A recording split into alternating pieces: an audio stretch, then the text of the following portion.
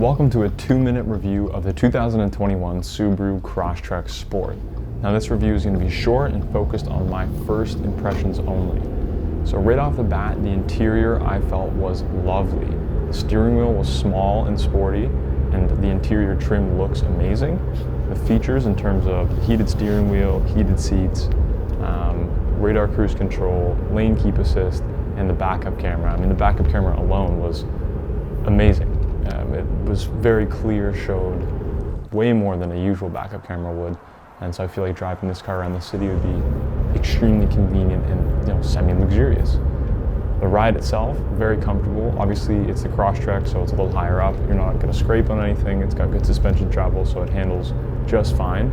I felt like the turn-in response on some of these corners, as you can see here, was very sharp, which was sporty feeling, although not quite the same as some of the sports cars that I have driven. It is just a 4-cylinder, but it does feel peppy, quick, and the gear changes are incredibly smooth. I had never felt a shift gears, not even once. I would recommend driving this car. There is a manual option as well, which I have also driven, which was fun. Never taken these things off-road, which I heard they're really good for. But the visibility, so the front windshield, the sides, and the back, you just had tons and tons of glass to look out of.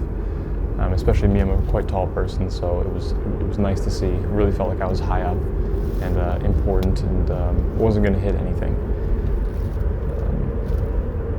The exterior of the car, as you see in some of these exterior shots, it looks really good. The paint's nice. The little black stuff along the wheel wells, it looks good, right? That doesn't look bad at all. I think it's a pretty sporty looking vehicle, especially being 2021. It's got all the nice features, a big touchscreen in the middle. Really nothing to complain about.